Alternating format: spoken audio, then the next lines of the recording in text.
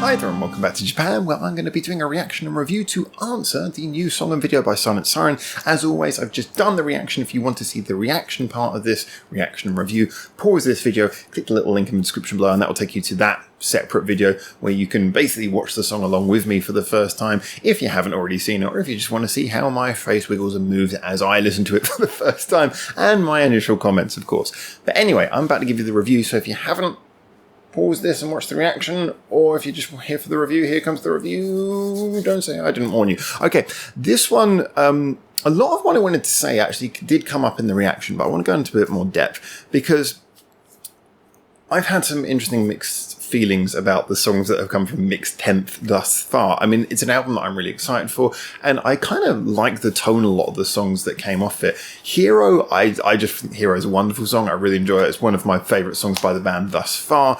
The Wow Wow, Whoa Whoa, whatever, however we're supposed to say that in the title. It's spelt Wow Wow, but it said Whoa Whoa. That song I really like. I think it's got this sort of bombastic, crazy, hyperbolic nature, and it's just infectiously fun. Like I said, I had a little bit more trouble with the song with Poppin' Party with IME. I was kind of really looking forward to them doing a slightly heavier song as a bit of variation, and in a way I'm kind of happy that they did that. It is a nice difference, but I don't think anything about that song particularly hit the mark for me. It didn't really feel like it set itself out, which is kind of harder when you do heavier music. It's hard to do something that really stands out because there's so many bands doing that already. So this one was interesting as contrast, because I would say of all the songs we've heard thus far, like singles from this album, this is the one that is the most quintessentially Siren. It sounds like them. It really sounds like what you would expect from them. It has that sort of bright, twinkly sound. It has the key change chorus. I know they don't do that all the times, but they're one of the bands who likes to do that, and it is a very much a Japanese. It's a style of it's a trope of Japanese music. I think more than any other country does those key change choruses. But so I think that it was those factors, the whole tone of it, the fact it was kind of rocky and bouncy, but at the same time without being heavy. And of course, the one thing I can say that really sets them apart a lot of time is, not from every group, but from a lot of groups, is having a keyboard player. And, again, her input. They even went back to doing the disco shuffle beat, which I always pointed out when we first started covering them on the previous channel a year or two ago now. The fact that so many of their songs in the chorus have that disco shuffle kick, hat, snare, hat, kick, hat, snare, hat beat going on to some varying tempo. This kind of did a little bit of that as well. So it was the most quintessentially silent Siren of the songs that we've heard thus far, or that I've heard thus far. But you know what? It seems like you get some bands who, when they do their own thing, when they play their own sound, some bands, they play it to the point where it starts to sound phoned in, monotonous and lazy. Some bands, they just get better at being themselves. It's not self-parody. It's kind of a growth in your own area of comfort. And I did feel that this really had that.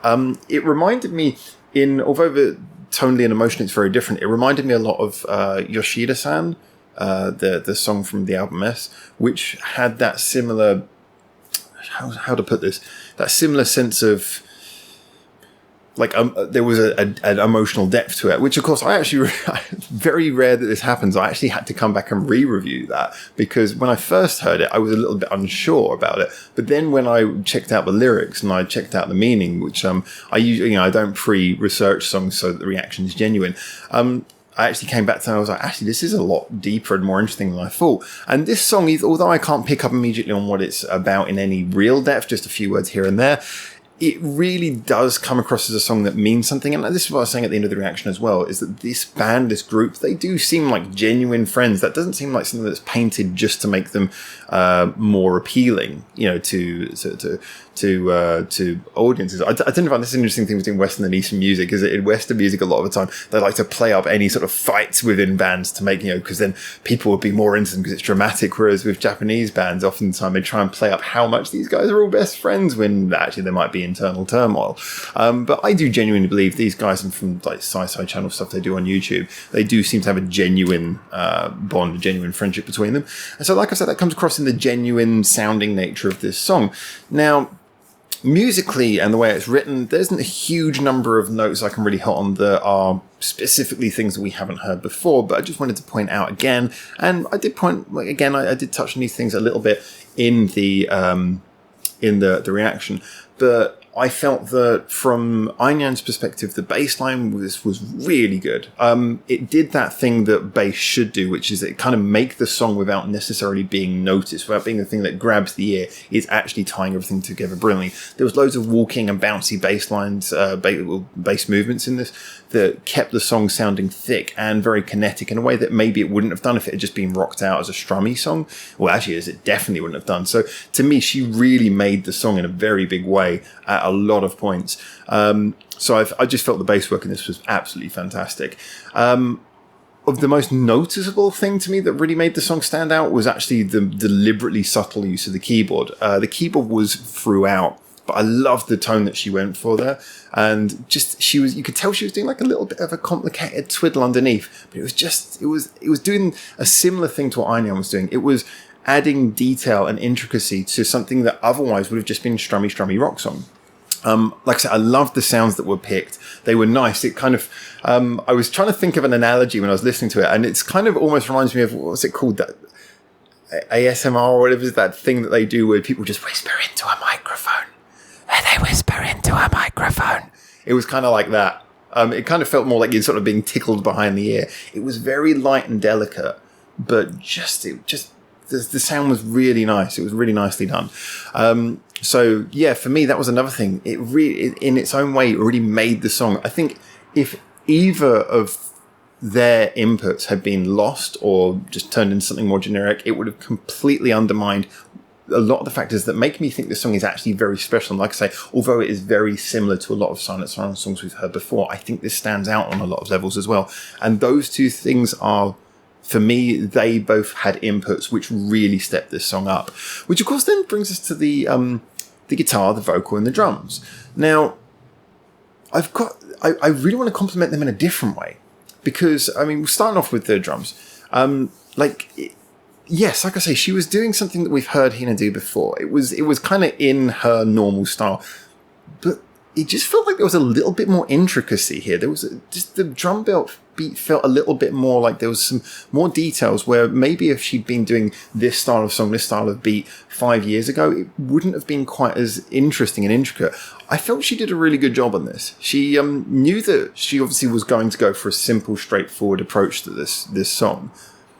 But it wasn't lazy. And not saying that she's ever been lazy, but to me, it really felt like there was a bit of intricacy there. And I felt that she really underpinned the song nicely, kept it lively. And like I say, didn't just sort of reduce it to, hey, let's do a disco beat and keep it like that. There were nice little fills. There were nice little moments. There were nice little, the drums really, for me, did help hold everything up as they should do, rather than just be a head-bopping beat. And Sue's performance, again, you could just hear little moments. Like I was listening to the guitar riff, simple guitar riff, good, catchy, simple guitar riff, but you can hear the way she's playing it, and there's a good bit of emotion in that. It felt, as I sometimes say about guitar lines, or guitar recordings, I think is the best way of putting this. Sometimes they feel tangible. Sometimes you can almost feel the hands on the strings. There's just little bits about, maybe the way the notes held, just maybe the way the notes may be slightly bent or twisted. You can really feel it, and I really felt there was something very genuine there. Maybe the producer's just getting the most out of them, but I felt that her performance, both on the guitar and vocally, it had a sense of emotion to it. So what she was doing, or what they were both doing, was more in line with, it was kind of in line with the things we've heard from them before, but I just felt there was a quality to their performance where it wasn't just proficient, but there was the emotional quality came across in this. And like I said, I'm not even 100% sure what most of this song was about. So you can get a good feeling from the video and from the few words you can pick up if you're at my level of Japanese, and which is my level of Japanese is someone talks to me and I kind of understand it, but then I have to reply with slowly processing bar comes up on my forehead. Boop, boop, boop, boop, boop. And by the time I thought of the answer, everyone's gone home to sleep. So it's something where I felt this song was really elevated by Yukaran and Einyan's performances, and I felt the core from from Sue's performance, from Hina's performance was really kind of like the sci-fi that we know, the sci-fi that we love, but done with, like just an elevation. You felt like they'd really stepped it up in this. I should point out as well, the video was really nice. I was worried a little bit about the fact it was going to be one of those sort of wistful style of videos. I'd seen a couple of screenshots from it in advance, and I was worried about the way that they were going to go with that. However, in actuality, that played out really well because there was some good quick cutting. It wasn't too much focusing on slow motion shots that get boring. There was some good quick cutting in that. It went in different directions. You got to see them doing different things in different places. They were acting it up as well, which really worked. You could see the sort of expression. That they were, like I said, they were acting well. I was pointing out there was that moment where they were standing in front of the shrine. They were doing the praying. And there was a moment where Anyan turns to Sue, I think it was. And I was thinking this could be one of two things. Either that was an emotional moment where she's looking at her friend, but it also reminded me of something else. If you've ever been to Japan with a friend, especially if you've got a situation where, certainly if you're with a Japanese person, or more than one Japanese people, you often see that moment where a group of friends will go together. And there'll always be one person who you can tell there's more on their mind because everyone's kind of finished, open their eyes, and you turn, there's one person who's just still there, and you're like, okay, what do we do? Do we stay? Do we leave? And so you kind of turn to them and you're like, I'm just going to carry on. You finished yet? No, carry on. Pretend there's more on my mind, carry on. I mean, although personally I'm not religious or spiritual or anything like that, I think it's a lovely tradition. It's one that I like to go partake, drop my little 10 yen in and, think of something positive or whatever. But I have been in that situation before as well. Sometimes on both sides, there have been times where I've maybe had a little bit too much that I wanted to contemplate, or maybe where I was just there just to really give my 10 yen, quick down, quick back up. So that kind of made me laugh a little bit, and so I don't know whether that was the intention or not. Anyway, enjoyed that scene, but the whole video was well done, well constructed, and I think it supported it nicely. I love the way it ended, the scene with them all together. This was nicely done.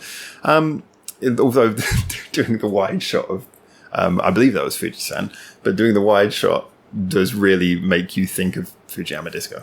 Sorry, you're not going to get away from that one. So, those are my opinions. I really enjoyed this. There's not really much I can criticise about this. Like I say, probably the deepest criticism I can give of it isn't really a criticism at all. I would say that it's memorable more for its emotional performance than it is for its catchiness. It's kind of catchy, but it's not like super, here's our number one single, catchy. But, like I said, I don't really feel that necessarily matters, but it's catchy enough, I think is probably the way of wording it. And I also understand that if you are someone who is not already into the band, this is in no way going to convert you. Because like I said, this is very down the line. It's very them. However, maybe if you just haven't heard of them before, then this will open you up to a band who you're going to really enjoy. Because if you enjoy this, I think you will like most of their back catalogue. So I just think that this is a good one for people who are into what they do, and it's a good example of them exemplifying their own strong points and being themselves. And that's nice because obviously the video and the song seems to be about them being themselves. So those are my opinions. As always, though, it's just my subjective opinion as someone who's worked with music for my entire adult life, but it doesn't mean that I'm more right than you, because music is just about how much you like it. So if you can justify your opinions, I really want to hear them. Get in the comments and tell us, like, subscribe, all those various things that you do on YouTube. Remember that we have our other social medias linked in the description below if you want to get involved in more conversations with people around the clock. Big thank you to our Patreon supporters, as always, for keeping this whole thing going. And I would say, from me, thank you very much for making it through to the end of the video, whether you liked or subscribed or not, or any of that stuff. So, for now, from Japan, thank you so much for tuning in. Until I see you hopefully soon for the next one. Ciao, ciao.